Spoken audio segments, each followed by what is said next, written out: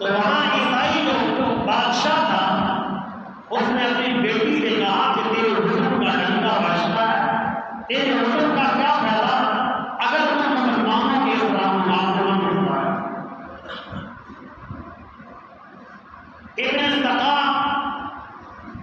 کے بارے میں جب بادشاہ نے اپنی بیٹی سے کہا، اس نے کہا ہمارے مذہب کا واسطہ ہے، آج اگر تو نہیں ہوگی تو ہماری بادشاہ کو مسلمانوں کے قدم میں چلے گی اور ہمارے لوگ مسلمان ہو جائیں گے، ہماری کوئی عزت نہیں رہے گی۔ کہتے کہ ابن سقا کے پاس بادشاہ کی بیٹی آئی اور اس نے ایسا جاننے ہنسایا، اسی شام کو ابن سقا اسلام سے مرتد ہو کے عیسائی ہو اور اسی حال پہ رہا اور بالآخر کہتے ہیں کہ کچھ عرصے کے بعد اس کو ایسی بیماری لگی، وہ زمین پر پڑا تھا اور وہ کہہ رہا تھا کہ آج سن لو لوگوں، ولیوں سے ان کے ساتھ ایسا نہ کرنا۔ آج وہ ابن سقا ہے جو قرآن مجید کی آیت پڑھتا ہے، قرآن مجید کی ایک آیت بھی نہیں پڑھ سکتا۔ پھر وہ کہہ رہا تھا ابن سقا وہ ہے، یوں لگتا ہے جب مرے گا اللہ اس کا چہرہ بھی چولہے سے ہٹا دے گا۔ کہتے ہیں جب ابن سقا مرا ہے تو اس کے بعد اس کا چہرہ بھی چولہے سے ہٹا دے اور قرآن مجید سے معلوم ہو گیا مرتد ہو کے عیسائیت کی زندگی گزار کے عیسائی مرتد ہو گئے۔ عبداللہ علی سرور کہتا ہے کہ اللہ نے مجھے مال دے دیا، میں اس کی مال میں اتنا ہنسا کہ پھر جو میری علم کی شرح ہوا، میں نے کہا کہ ہم سے تو عبد القادر اچھا جس نے جا کر ادب سے اپنا سر جھکایا۔ عبداللہ علی سرور کہتے ہیں کہ پھر میں نے پوچھا بتاؤ عبد القادر کا کیا؟ ہم تو تباہ ہو گئے، ہماری تو زندگی کا کوئی فائدہ نہیں، بتاؤ عبد القادر کا کیا ہونا ہے؟ کہنے لگے بتایا ہے کہ عبد القادر جنگل میں گیا ہے، واپس نہیں، عراق کے پہاڑوں میں چلا گیا، 25 سال تک، 25 سال بڑا وقت نہیں، 25 سال تک جنگلوں میں رہے اور رب کو مناتے مناتے وقت گزر گیا۔ اور شاید عمر جو ہے 51-52 سال ہو چکی تھی، باہر گئے۔ جب باہر آئے ہیں تو کہتے ہیں کہ سب سے پہلے بغداد شریف میں پہنچے، جامع مسجد آئے، بغداد میں لوگوں نے پہچانا اور جس گلی سے گزرتے تھے کہتے ہیں اس شہر کا چہرہ دیکھ کے شرابی شراب چھوڑ دیتے، شہر کا چہرہ دیکھ کے ہر ایک توبہ کر رہا ہے۔ کہتے ہیں کہ ایک دن جمعے کا آیا، شیخ صبح جمعے کے لیے بغداد شریف کی جامع مسجد کے دروازے پہ بیٹھ گئے۔ وہاں سے ایک افراد گزرے ہیں جن کے پاس شراب کی بدبو آ رہی تھی اور وہ بڑی تیزی سے جا رہے تھے، انہوں نے اونٹ کے اوپر لادی ہوئی تھی۔ اتنی دیر میں شیخ نے آواز کی تم کون ہو؟ انہوں نے آواز نہ سنی کہ یہ سادہ کپڑوں والا بندہ، اس کی کیا حیثیت ہے؟ اس کو جواب دو، ہم تو بادشاہ کے دربار ہیں، وہاں کے درباری ہیں اور ہم تو بادشاہ کو شراب پلانے والے ہیں۔ شیخ نے آسمان کی طرف نظر اٹھائی، وہی جس سواریوں کے اوپر انہوں نے شراب لادی ہوئی اس سواریوں پر انہوں نے مارنے کی بڑی کوشش کی، ان کو مارا، بالآخر سواریوں زمین پر بیٹھے۔ دیکھا تو شہر کے رانی پیچھے دیکھ رہے اور وہ آدمی زمین پر ان کی پسلیوں میں درد ہو گیا، جن کو ہندی زبان میں کلچ کی بیماری کہتے تھے، اور وہ زمین پر پلٹنے لگے۔ اور اللہ نے دوسرا کرم یہ کیا کہ اس وقت میں جو شراب تھی اللہ نے ان کو سرکے میں بدل دی۔ پہلے شراب کی بدبو آ رہی تھی، اب سرکے کی خوشبو آ رہی ہے، اب سرکہ نظر آنے لگا۔ جب انہوں نے دیکھا تو جمعے کا دن تھا، بادشاہ کو یہ بات پہنچی، خلیفہ وقت وہاں پر آیا، آ کر شیخ کے قدموں کے لگا، کہتے شیخ بتاؤ کیا کرو؟ فرمانے لگے جب قوم کا رہنما نشے میں مست ہوگا تو قوم کا کیا بنے گا؟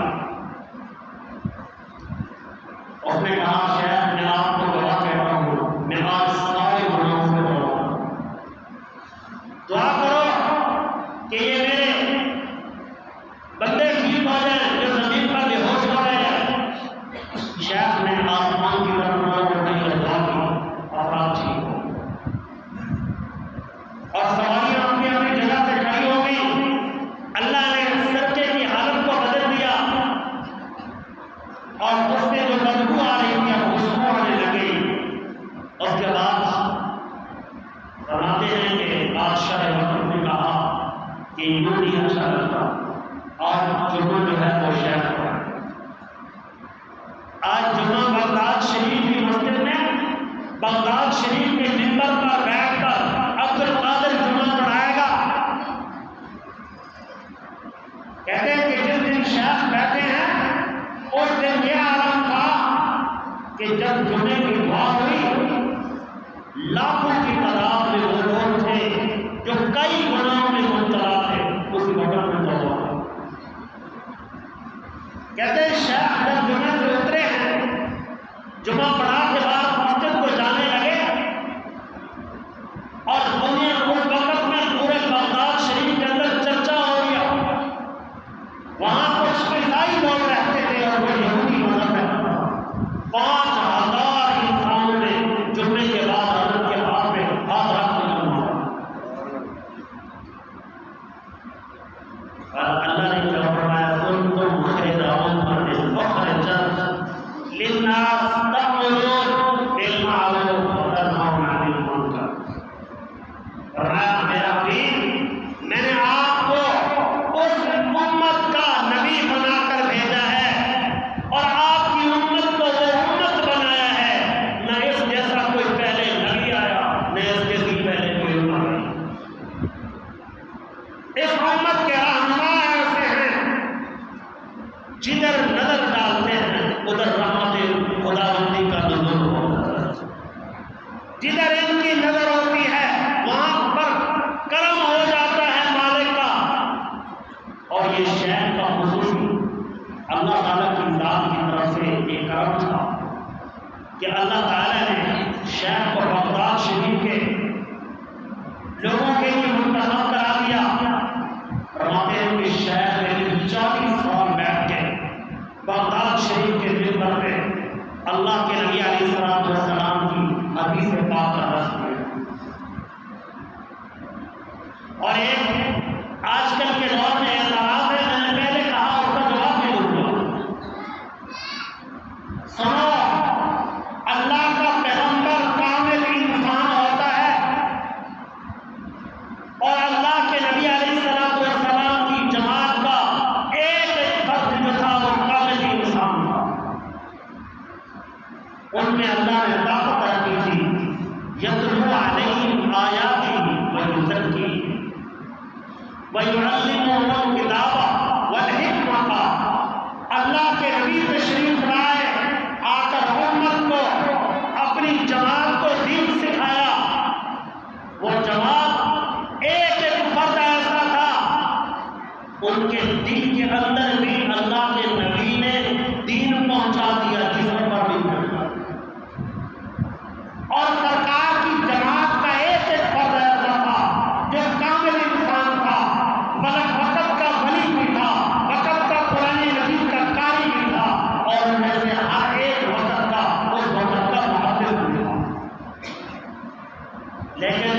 ایمان کمزور ہو گئے، پھر یہ مراحل تقسیم ہو گئے، یہ تقسیم ہو گئے۔ حضرت معاذ بن جبل رضی اللہ تعالیٰ عنہ اللہ کے قرآن کے قاری بھی ہیں، ایک ہی وقت میں حدیث کے محدث بھی ہیں، ایک ہی وقت میں وقت کے ولایت کے امام بھی ہیں، ایک ہی وقت میں فقاہت کے امام بھی ہیں، ایک وقت کے اندر وقت میں یمن کے دوران بھی ہیں۔ ہر ایک کو اللہ نے مقام دیا، لیکن جیسے حالات آتے گئے، لوگ کمزور ہوتے ہیں، پھر یہ سلسلہ تقسیم ہوتا ہے۔ محدثین الگ ہو گئے، مفسرین الگ ہو گئے، قرآن مجید کے قاری الگ ہو گئے، علماء اور مفتیان کرام الگ ہو گئے، اور اس کے بعد ولایت کے امام الگ ہو گئے۔ ولایت کا سلسلہ خانقاہوں میں چلا گیا، اور قرآن مجید اور درس و تدریس کا سلسلہ مدارس میں چلا گیا۔ ایک وقت تھا کہ جس وقت میں مدرسے کے اندر وقت کا ولی بھی بنتا تھا، ایک وقت میں محدث بھی ہوتا تھا، اس وقت کے اندر قاری قرآن بھی ہوتا تھا، مفسر بھی ہوتا تھا، اور اس مدرسے کا نام بھی اللہ نے قرآن مجید میں رکھا، اس کا نام رکھا ہوا۔ اللہ نے قرآن مجید کے اندر سورت نازل فرمائی جس کا نام ہے حجرات، اور اللہ نے اس جماعت کا تذکرہ یوں کیا، وَكَم مِّن فِئَةٍ قَلِيلَةٍ غَلَبَتْ فِئَةً كَثِيرَةً بِإِذْنِ اللَّهِ۔ وہ جماعت ایسی تھی، ایسی جماعت تھی جو حضور کے ہاتھ پہ ہاتھ رکھ کر کلمہ پڑھ رہے تھے، وہ قاری بھی تھے، وہ عالم بھی تھے، وہ وقت کے ولی بھی تھے، وہ وقت کے اس وقت میں فقیہ بھی تھے، اور اس وقت میں کمزور ہوتے گئے حالات، مدارس ایک طرف چلے گئے، فقاہت ان کے اندر چلی گئی، اور درس و تدریس حدیث رسول اللہ صلی اللہ علیہ وسلم مدارس میں چلی گئی، اور ان کی شان جو ہے وہ بہت زیادہ ہے، ان کی شان بہت زیادہ ہے۔ جو مدارس میں پڑھنے بیٹھتے ہیں طلباء، ان کی شان کو نہیں پہنچ سکتے، ان کی شان کو نہیں پہنچ سکتے۔ سرکار کا فرمان عالی ہے، ان مدارس میں جو پڑھنے کے لیے آتے ہیں، جب وہ بچہ گھر سے نکلتا ہے، اللہ فرماتا ہے فرشتوں کو اس کے پاؤں کے نیچے پر بچھا دو، اس کے پاؤں کے نیچے پر بچھا دو، اور جب تک یہ پڑھتا ہے فرشتے اس کے پاؤں کے نیچے فرش بنتے ہیں، اور جب تک گھر نہ لوٹے، گھر کی دہلیز کے اندر داخل نہ ہو جائے، اس وقت تک ان کے پاؤں کے نیچے سے اپنے پردے اٹھاتے ہیں۔ یہ مقام اللہ نے دیا مدارس والوں کو، جن کے بارے میں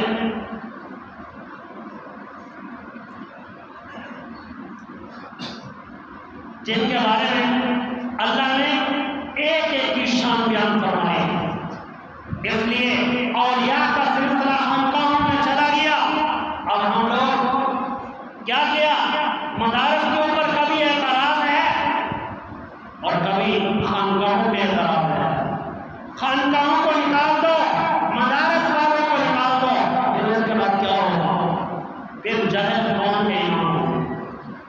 اور آج کل وہ کہتے ہیں جی، کوئی کہتے ہیں میں انجینئر ہوں، کوئی کہتا ہے ڈاکٹر ہوں، کوئی کہتا ہے میں اسکول ٹیچر ہوں، کوئی کہتا ہے میں پروفیسر ہوں، میرے پاس بڑا علم ہے، میرے پاس بڑا علم ہے، اور ہے کچھ بھی نہیں، بالکل جہل ہے۔ جن کو اللہ علم دیتا ہے ان میں عاجزی آتی ہے، وہ کہتے ہیں میں کچھ نہیں ہوں، اور جس کے پاس کچھ نہیں ہوتا وہ بڑے دعوے کرتا ہے، اور کہتے ہیں کہ یہ پنجابی میں یہ باتیں شے کیا ہے، ان باتوں نے بندوں کو بدلا رہا ہے۔ انسانیت دی ہے، جب انسان دین سے دور ہو جاتا ہے، اللہ نے خود قرآن مجید میں ارشاد فرمایا پھر جانوروں سے بھی بدتر ہوگا۔ اس در سے ہمیں یہ ملا ہے، اس لیے خدا را یہ میڈیا کا سہارا لے کے اولیاء کا در نہ چھوڑنا، اور ایک غلطی بھی کرتے ہیں لوگ، یہ بھی میں کہہ دیتا ہوں. اور اس کا ناراض نہ ہو، سارے گھر ولی میں پیدا ہونے والے ولی نہیں ہوتے، اور پھر ایک ولی پیدا ہو گیا ان کی اولاد کے ہاتھ پر لوگ بیٹھ ہوتے ہیں. خدا نہ ہو، کس نے تمہیں کہا ہے؟ خدا نہ یہ کام چھوڑ دو. اگر اس کے بیٹے میں ولایت نظر آئے تو پھر سارے چلے جاؤ، اگر نظر نہ آئے خدا نہ جاؤ. ایسا ظلم نہ کرو. اس کی اولاد میں ولی واقعہ نہ ہو تو ٹھیک ہے، اگر نہیں ہے نہ جاؤ خدا. اسی لیے تو لوگ آج پریشان ہیں، کس کے در پہ جائیں. ایسا کام نہ کرو. خواجہ دوست محمد قندھاری رحمۃ اللہ علیہ اتنا بڑا ولی ہے، اپنے بیٹوں کو ولایت نہیں دی. اپنے بیٹے عالم بھی ہیں، قاری بھی ہیں، اپنے بچوں کو ولایت نہیں دیتا. اپنے مسند پر ایک فقیر کو بٹھا دیتا ہے جو عالم بھی ہے، اس کا نام محمد عثمان. اور محمد عثمان کا بیٹا ماں کی گود سے ولی پیدا ہوتا ہے. ماں کی گود سے ولی پیدا ہوتا ہے. 17 سال کی عمر میں نوجوان لڑکا 17 سال کی عمر کا ولی بنتا ہے. جب ولی بنتا ہے تو باپ فوت میں آتے ہیں. یا تو 17 سال والے کو مل رہی ہے یا نہیں دیتے. اس لیے خدا ہر ایک نہیں ہوتا جس کے اندر ہو مقام اور ہوگا اس کے پاس جاؤ. جس کو خود اپنا پتہ نہیں اس کو نمبر ہوگا. یہ ظلم نہ کرو. اس لیے تمہیں آپ لوگوں کو زیادہ لوگوں کو میڈیا والے پریشان کر رہے ہیں اور کہتے ہیں باتیں شہریہ. ان کی بات بھی ٹھیک ہے، جن کو ہم